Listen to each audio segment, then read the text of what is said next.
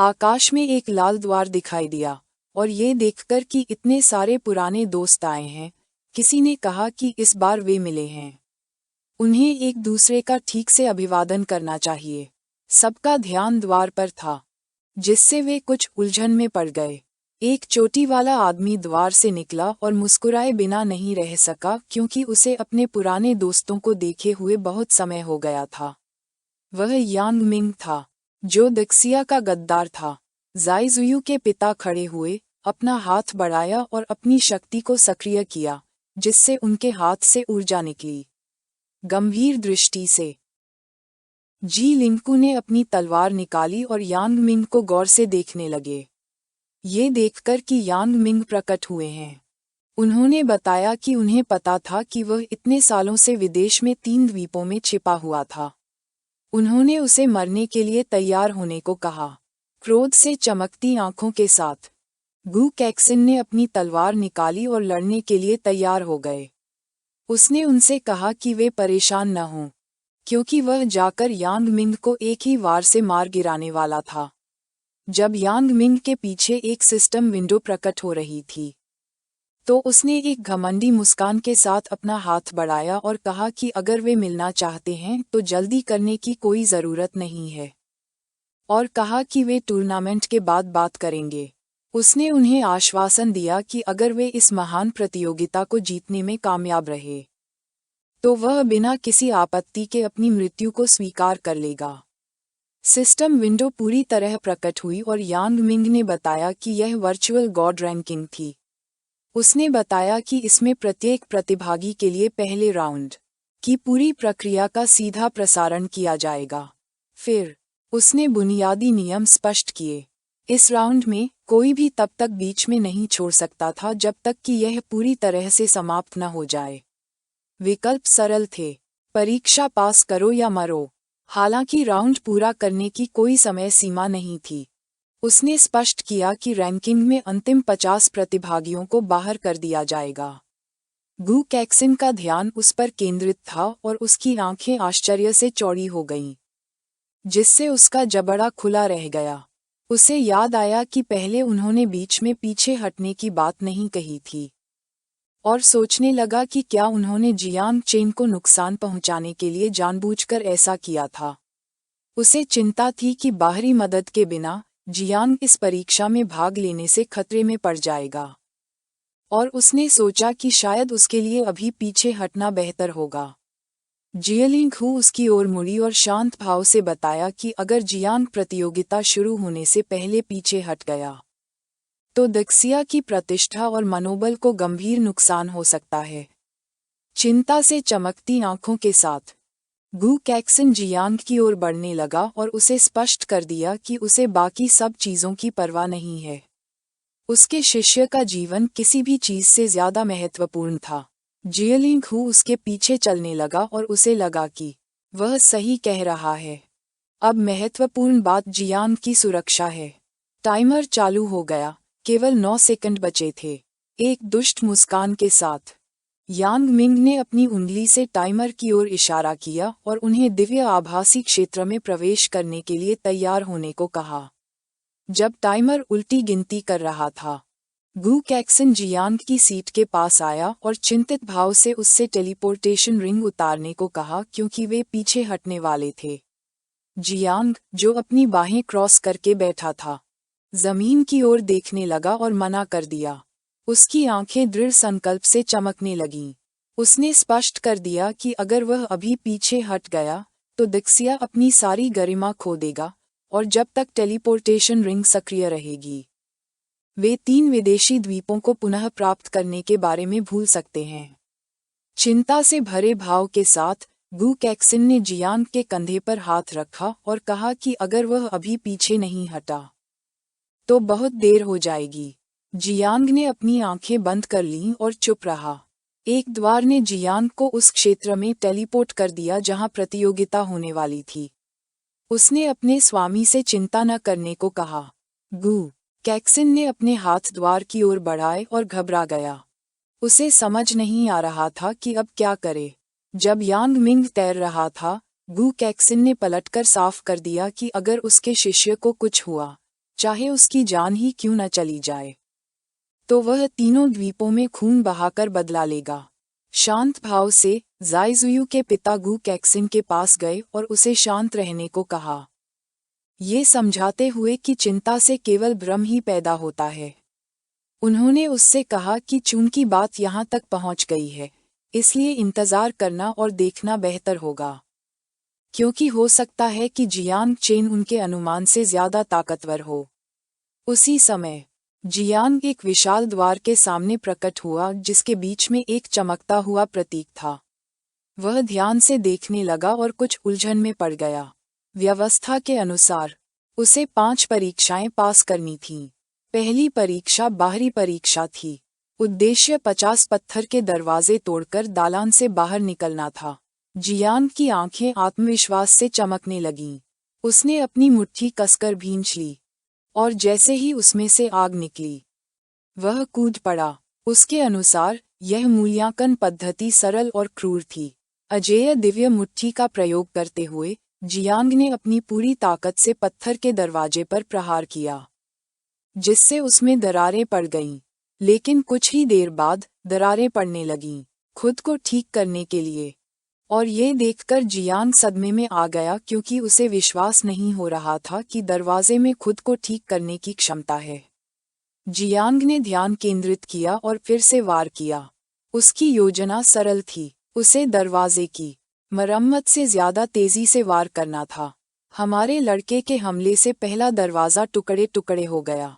Jiang ने अपनी मुट्ठी भींच ली और दूसरे दरवाजे पर बने चिन्ह को ध्यान से देखने लगा। उसने महसूस किया कि उस पर लिखा हुआ पहले वाले से थोड़ा ज्यादा जटिल था, और उसने अनुमान लगाया कि अगले दरवाजों की कठिनाई शायद धीरे धीरे बढ़ेगी। इसके अलावा उसे लगा कि इन पत्थर के दरवाजों का प्रतिरोध 5वें से 6ठे रूपांतरण के स्तर के अनुसार निर्धारित किया गया था। उसकी आंखें दृढ़ संकल्प से चमकने लगीं। जियांग ने अपनी मुट्ठी में वज्र की शक्ति को केंद्रित करना शुरू कर दिया। वह जानता था कि हालांकि इस जगह पर वज्र तत्व कम है, लेकिन वह अस्तित्वहीन नहीं है, और इसलिए वह अपनी मुट्ठी में एक विद्युत चाप जोड़ने की कोशिश कर सकता है। जियांग तेजी से आगे बढ़ा, और जब उसकी मुट्ठी बिजली से घिरी हुई थी, उसने अपनी अजेय बिजली वाली मुट्ठी का इस्तेमाल करके दूसरे पत्थर के दरवाजे को टुकड़े टुकड़े कर दिया। उसने बिजली के हमले का इस्तेमाल करने का फैसला किया और तीसरे दरवाजे की ओर बिजली का एक जोरदार प्रहार किया, जिससे वह बिना ज्यादा मेहनत के टूट गया। ये देखकर वह खुश हुआ कि यह काम कर रहा था। उत्सुकता भरी निगाहों से जियांग ने दरवाजे को छूना शुरू किया। वह जानता था कि अगर वह सिर्फ आवेगपूर्ण हमलों पर निर्भर रहा, तो उसकी गति 5वें और 6ठे रूपांतरण की तुलना में कम हो जाएगी। इस वजह से उसे सबसे पहले अपनी ताकत का फायदा उठाने और इस तरह परीक्षा पास करने के लिए सबसे अच्छी संयुक्त तकनीक ढूंढनी थी। जियांग ने पत्थर के दरवाजे की जांच शुरू की और उसे याद आया कि कुछ पल पहले ही उसने देखा था कि कैसे अलग अलग जगहों पर मारने पर शिलालेखों की चमक अलग अलग होती है। इससे वह इस नतीजे पर पहुंचा कि चमक जितनी कम होगी, वह बिंदु उतना ही कमजोर होना चाहिए। उसने तय किया कि पहले वह ये देखेगा कि क्या पत्थर के दरवाजों में कोई सामान्य कमजोरी है, क्योंकि वह समझता था कि लकड़ी काटने से पहले कुल्हाड़ी तेज करना बेहतर होता है। उसे यकीन था कि पहले 2 दरवाजों से गुजरकर वह अपने सिद्धांत की पुष्टि कर सकता है। इस बीच सिस्टम विंडो में लीडरबोर्ड दिखाई देने लगा। 3 विदेशी द्वीपों से यिन वुशी सबसे आगे था, जो पहले से ही पत्थर के दरवाजे नंबर 17 पर था। उसके ठीक पीछे ओयांग यी और झू बेशियन थे, जो तीनों द्वीपों से थे और क्रमशः दूसरे और तीसरे स्थान पर थे। दोनों दरवाजा नंबर 15 पर पहुंच गए।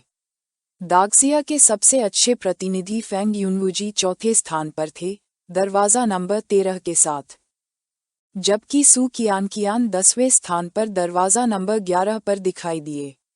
उनसे काफी नीचे 100वें स्थान पर जियांग चेन भी दागसिया से था, जो मुश्किल से तीसरे पत्थर के दरवाजे से गुजरा था। यह अच्छा नहीं लग रहा था, क्योंकि शीर्ष 10 में दागसिया से केवल 2 लोग थे। सू कियान ने अपनी उंगली से इस ओर इशारा करना शुरू किया और आत्मविश्वास से भरे भाव से कहा कि यह उचित नहीं है। उन्होंने समझाया कि हालांकि दूसरों को बाहरी शक्तियों का इस्तेमाल करने की अनुमति नहीं थी, फिर भी उन्हें अपनी दिव्य शक्तियों का इस्तेमाल करने की अनुमति थी। ज़ेक्सुआन यू के पिता, जिन्होंने अपनी बाहें क्रॉस करके रखी थीं, ने समझाया कि जो दिव्य शक्तियां शरीर में विलीन हो सकती हैं, उन्हें स्वयं का ही हिस्सा माना जाता है, इसलिए इसमें कुछ भी नहीं किया जा सकता। उन्होंने आगे कहा कि इस राउंड में जियांग चेन स्पष्ट रूप से पिछड़ रहा था। 3 विदेशी द्वीपों के बुजुर्गों ने जब जियांग की स्थिति देखी और सोचा कि जियांग सबसे आखिरी स्थान पर है, तो वे हंसे बिना नहीं रह सके। उन्होंने निष्कर्ष निकाला कि यानज़ान की उसके बारे में पिछली चिंताएं पूरी तरह से अनावश्यक थीं। यांग मिंग, जो उनके सामने बैठे थे, ने अपने हाथ जोड़े और एक जानलेवा भाव के साथ कहा कि जैसा कि कहावत है, सावधानी एक जहाज को 1000 साल तक चलने में मदद करती है। उन्होंने कहा कि यानज़ान दुनिया का सबसे बुद्धिमान और महान व्यक्ति था, और ये तथ्य कि जियांग चेन लीडरबोर्ड में सबसे नीचे था, इसका मतलब यह नहीं था कि यानज़ान की चिंताएं निराधार थीं। ये सुनकर बुजुर्गों के चेहरे चिंता से भर गए। उन्होंने उसके सामने सिर झुका लिया और खुद को मूर्ख समझने लगे। सिस्टम में जियांग दरवाजे के सामने खड़ा दिखाई देने लगा। सबका ध्यान उस पर था, और वे थोड़े उलझन में थे क्योंकि उन्हें याद था कि झाइशुआन पहले 2 दरवाज़ों से काफ़ी आगे बढ़ चुका था और उन्हें आश्चर्य हो रहा था कि वह तीसरे दरवाजे पर क्यों अटक गया। इसके बावजूद कुछ लोगों का मानना था कि वह असल में फंसा नहीं था, बल्कि बाधा को पार करने का कोई बेहतर तरीका ढूंढ रहा था। जिया लिंडकियू ने जियांग का निरीक्षण करना शुरू किया और आत्मविश्वास से भरे भाव से बताया कि जियांग की मौजूदा क्षमता के बावजूद दूसरों से उसका अंतर अभी भी बहुत ज्यादा है। चिंतित भाव से गु कैशुआन ने कहा कि इससे कोई फर्क नहीं पड़ता, और अगर जियांग आखिरी स्थान पर भी रहा तो भी महत्वपूर्ण यह है कि वह सुरक्षित और स्वस्थ बाहर निकले। जिया लिंडकियू ये जानकर स्तब्ध रह गई कि गु कैशुआन इतनी चिंता दिखा रहा है। सिस्टम ने अन्य प्रतिभाओं को दिखाना शुरू कर दिया, जिससे पता चला कि संख्या 19, 20, 21 और 22 मानव ड्रैगन जाति की कई प्रतिभाएं भी गुजरने की जल्दी में नहीं थीं। दरवाजे जियांग चेन के अन्वेषण के विपरीत वे धीरे धीरे चले और पहुंचते ही हमला किया। इस व्यवहार का कारण किसी को पता न चले, आत्मविश्वास से चमकती आंखों के साथ मानव ड्रैगन जाति के पहले प्रतिभाशाली एओ क्यान ने गति पकड़ी। जैसे ही उसने पूरी ताकत से पत्थर के दरवाजों पर हमला किया, उसके शरीर से एक शक्तिशाली ऊर्जा निकलने लगी। इसके बाद बाकी लोग भी रैंकिंग में तेजी से आगे बढ़ने लगे। वह इतना शक्तिशाली था कि उसने पत्थर के दरवाजों को ऐसे तोड़ना शुरू कर दिया जैसे वे कागज हों। एओ क्यान प्रभावशाली गति से आगे बढ़ा। हालांकि वह शीर्ष स्थानों में पीछे नहीं था, फिर भी जल्द ही शीर्ष 10 में पहुंच गया। रैंकिंग तालिका के अनुसार एओ क्यान पत्थर के गेट नंबर 23 पर पहुंचकर 11वें स्थान पर था। एओ कुन दरवाजा नंबर 21 पर पहुंचने के बाद 13वें स्थान पर उसके ठीक पीछे था। ज़ेक्सुआन यू के पिता ने अपने हाथ से उसकी ठुड्डी को छूना शुरू कर दिया और उसकी आंखें गंभीरता से चमकने लगीं। उसे यकीन नहीं हो रहा था कि 2 मिनट से भी कम समय में एओ क्यान पहले ही शीर्ष 5 में पहुंच गया था और फेंग यूनवू जी को भी पीछे छोड़ दिया था। गु कैशन ने अपनी ठुड्डी को छूना शुरू किया और उसकी आंखें आश्चर्य से चौड़ी हो गईं, जबकि दूसरी तरफ जी लिंडकियू, जिसने अपनी बाहें क्रॉस की हुई थीं, चुप रहा। जब उन्होंने जियांग की सिस्टम विंडो पर नजर डाली तो बस बिजली की गड़गड़ाहट के निशान दिखाई दे रहे थे। वे कुछ उलझन में थे, समझ नहीं पा रहे थे कि हमारा लड़का कहाँ है। दृढ़ संकल्प से चमकती आंखों के साथ जियांग ने बिजली की शक्ति का इस्तेमाल करके बिना ज्यादा मुश्किल के दरवाजा तोड़ दिया। गु कैशन और बाकी लोग जानते थे कि इस जगह पर बिजली का तत्व निश्चित रूप से पत्थर के दरवाजे को एक ही मुक्के से चकनाचूर करने के लिए पर्याप्त नहीं था।